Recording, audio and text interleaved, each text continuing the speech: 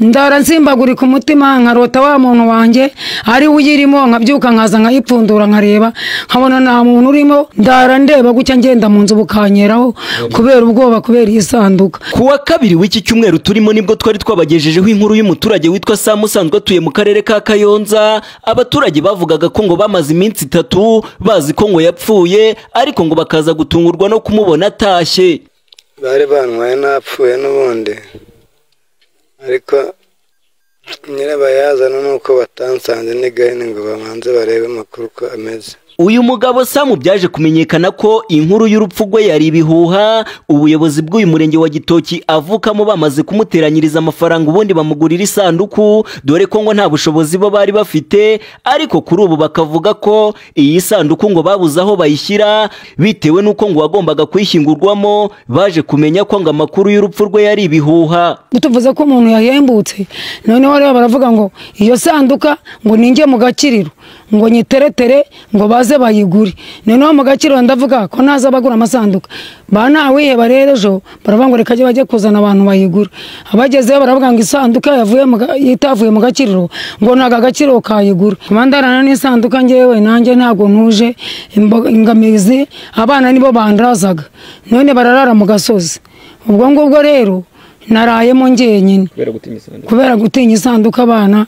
Mfite umukobwa w'imyaka 16 avaga mu gitondo yahageze ngo mereza imyenda yanjye hanze ngo ngiye ku ishuri ngo mena amazi nkarabira hanze n'amavuta ngo ntago nzayigeramo nuko byagize gute ngo yavuyemo.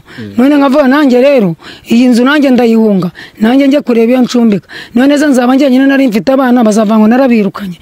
Ikibazo mfite n'icyo kibazo cy'isanduka. Ndifuza ko bankurira isanduka mu nzu nkagira umutekano wo nari nsanzwe mfite mwishakira imibereho n'abana banje bazaga bakamfasha bagateka, ariko ubu nibajya muziko ngo bicare hano. Kimwe n'abandi baturage batuye muri aka gace bakomeza gusaba ko ubuyobozi bwari bwatanze isanduku bwaza bukongera bukayisubirana. Isanduka iteje ikibazo gikomeye kuri uyu mukecuru koko n'ubundi ayimaranye iminsi mu nzu kandi umuntu yarahembutse.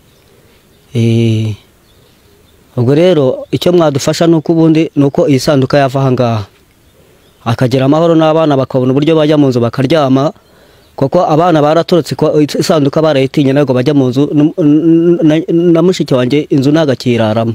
Endahimana Faustin ni sosiyale w'uyu murenge wa Gitoki, nk'umwe mu bari bagize uruhare mu gukusanya amafaranga yo gushaka iyi sanduku, avuga ko ikigiye gukurikiraho ari uko iyi sanduku igiye gukurwa mu rugo rw'uyu muturage nk'uko abyifuza. Serike yari yakozwe, isanduku yari yakozwe bayijyana mu rugo iwe imaze umunsi umwe. Ubwo tugiye kuyikurayo kugira ngo tuyisubize ku mubaji. Ubwo ni umutungo w'umurenge, n'undi wese waba utishoboye akagira ibyago byo kugira umuntu abura twayimuha akayifashisha. Hari igihe runaka biri butware ikaba yavuye muri rugo wenda ku mugoroba barayihakura. Ku mugoroba barayihakura. Abona ko ngiye guhamagara umubaji aze kujyayo. Kugeza ubwo twatunganyaga iyi nkuru, amakuru yatugeragaho nuko ngo uyu mugabo bivugwa ko ngo yari yapfuye, kuri bakomeje kurembera iwe mu rugo, naho ngo bamwe mu bagize uruhare mu kumukubitira mu kabari bo ngo bamaze gutabwa muri yombi n'inzego zibishinzwe bari gukurikiranwa.